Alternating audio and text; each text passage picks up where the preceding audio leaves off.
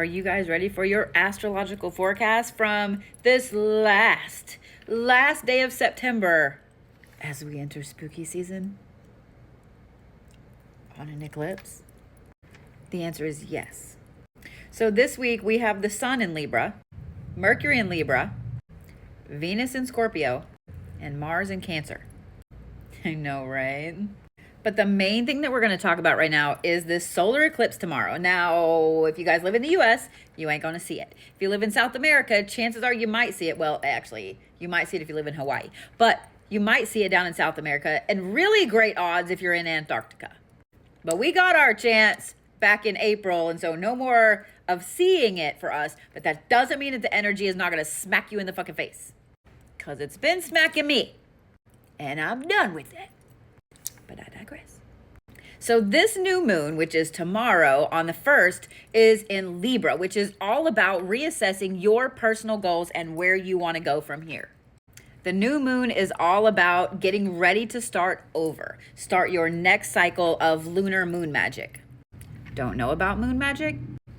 I got you. Class on Saturday for my subscribers. There's a lot of interesting alignments going on with Mars and Mercury all this week, especially with this eclipse, which means that it's time for you to, oh my God, hang on, prioritize yourself. I know, right? This is you balancing out relationships, you telling people like, hey, I might have taken on too much, or hey, you're totally fucking me over and taking advantage of me. But we're also ready to negotiate. So that means that we get to say all of the things like, well, I know you've been fucking me over in a really nice way. So they're like, oh my God, I've been fucking you over. I'm so sorry. We are full on in the swing of Libra season, which is about balance. I know some pretty unbalanced Libras, but we're not going to talk about that. We just want to make sure that everybody around us is happy. We're not rocking the boat. We're not pushing anybody off the tower yet. And everybody is pretty open-minded in seeing both sides of the situation. We're still all about this Mercury in Libra energy, which means our words are wording correctly. I don't know whose words are wording correctly because mine sure aren't. Actually, they kind of are. And then we have Venus in Scorpio, so we're all still feeling that energy of our little wham bam, thank you ma'am, flirty relationships that we've had going on just aren't cutting it. We actually are looking for a very deep soul connection. Do not, however, take all of this needing a soul connection and start a soul connection with someone that you know damn well is carrying all of the red flags that ever were red flagged. However, chances are really high that you're going to find someone that kind of breaks your streak, your mold, your rut, and that will forge a connection that is really unforgettable, that will be a friend for the rest of your life.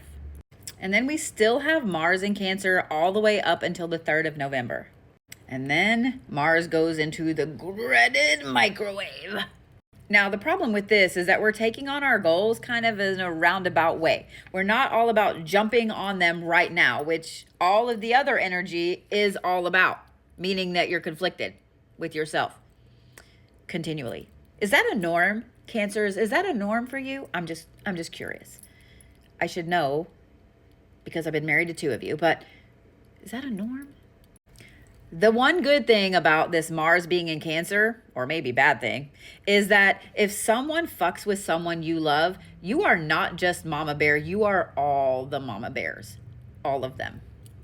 You are also all about your domestic goals, your family, your friends, and so on.